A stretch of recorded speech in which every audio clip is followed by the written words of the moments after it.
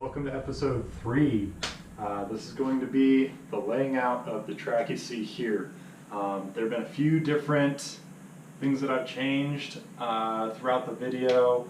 Some of it I've explained, some of it I haven't. I redid the corner here probably about 3 times before I got it to where I wanted it. It's kind of hard for me to do it just since it's my first time. I do understand the ruler trick to get the curves right and everything, but this curve here is tricky on the inside. The outside one is consistent all the way around, but the inside starts tight and it'll loosen up a little bit as it goes because I wanted a gap in the double track here going into the tunnel. If you haven't seen the video of the SCARM build, make sure to see that as well. That's kind of an offshoot. It's not really an episode, although I've included a bit of it into episode 2. But the full video you can check out in the channel. Just go look for it. It should be the 3rd or 4th video on the channel anyway, and that'll give you kind of an idea of what this layout is going to look like. So enjoy the rest of this video. Make sure to subscribe, hit that bell icon, and leave a comment at the end of the video.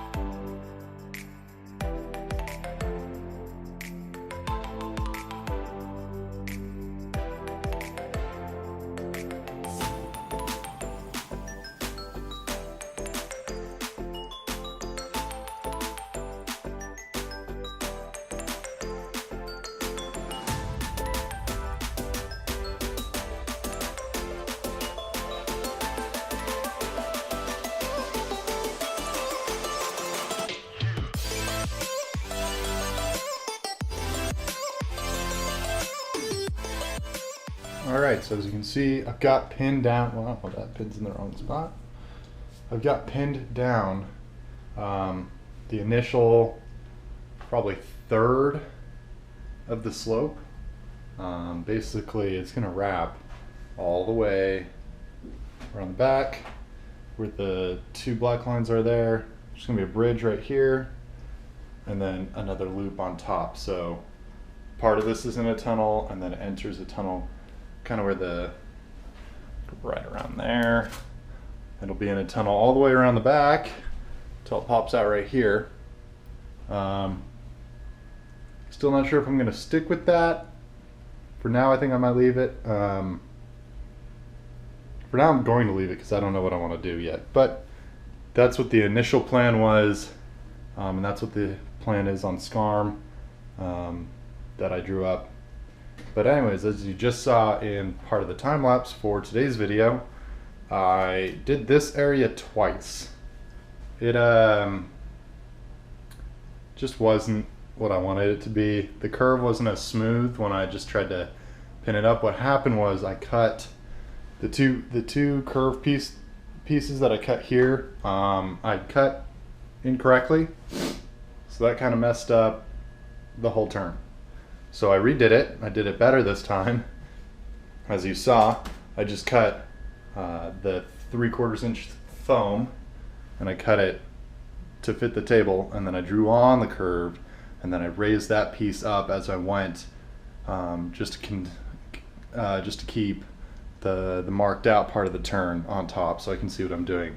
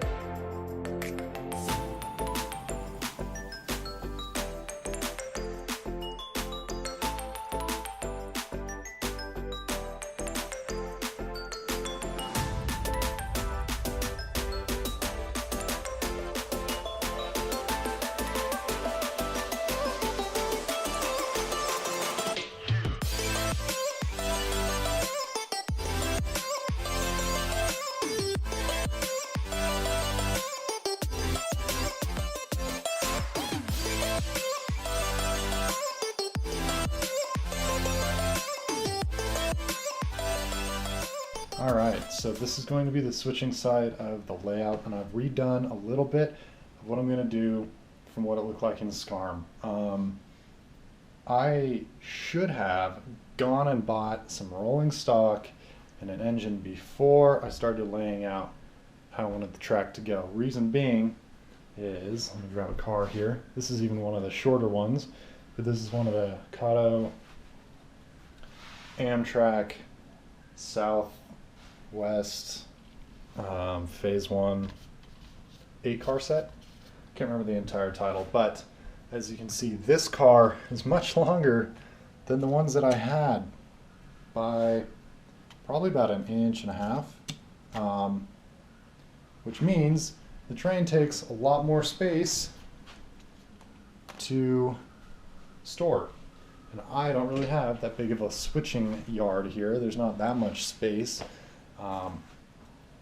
for that kind of train to be parked, and I didn't want to have one train fill up all of my sidings here. So these are going to be mostly engine housing, kind of a coal pit, as there is a lot of coal transferred over the Sierra Nevada and a lot of other ores and minerals. So what I've gone ahead and done is I've redid how I'm going to do the layout over here just a hair bit. Went out, bought a new switch, another one. I'm going to need a bunch more, but I wanted to get at least one more here just to go in. It's a right-hand turnout, number 4 turnout. It's going to go right here.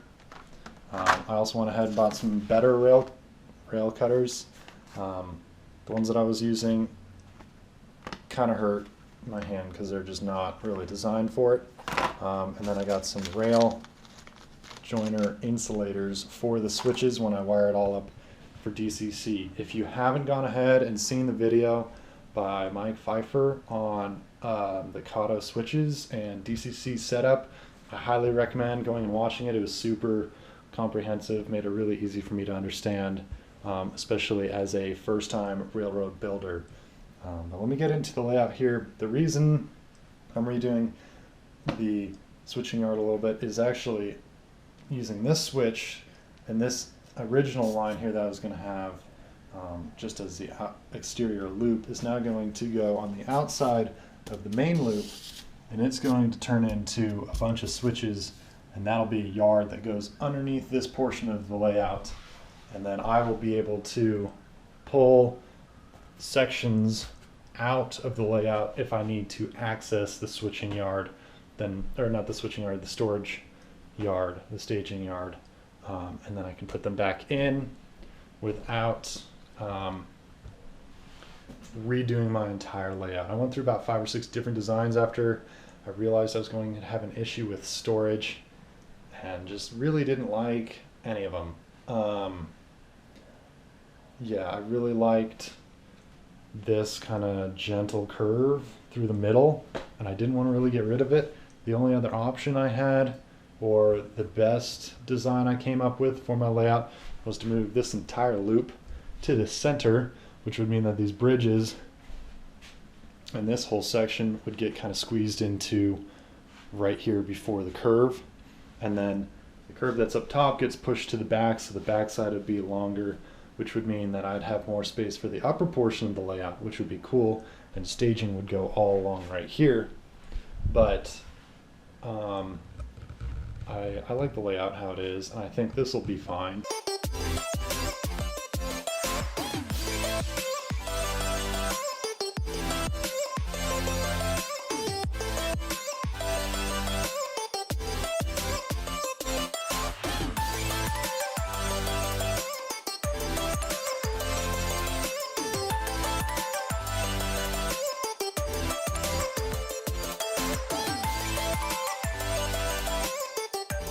Thanks for watching episode 3. As you can see, this is where we are with the track right now. Actually, it might be a little bit farther because I plan on doing a bit of filming after I film this, just to make sure I have enough. Again, if you have any comments, leave them in the comment section below. If you would like to show me a better way to do whatever I've been doing on the layout, feel free to go post a video of how to do it, or a photo, or even a comment on the Facebook group. You don't have to leave a comment in only the YouTube page. The Facebook group is for everyone, so even if you don't have something related to the Cedar Pass Railroad, you can go ahead and post it as long as it's train related. Again, this is an N-scale layout. I picked N-scale because it fits in the office pretty well. It's a fairly small scale. It's always been a personal favorite of mine. I just like the smaller scales for some reason. If you enjoyed the video, make sure to leave a comment, like the video, hit that subscribe button below and the bell icon so that you can see the next episode and you'll get a notification. That's it for episode 3. Hope you enjoyed.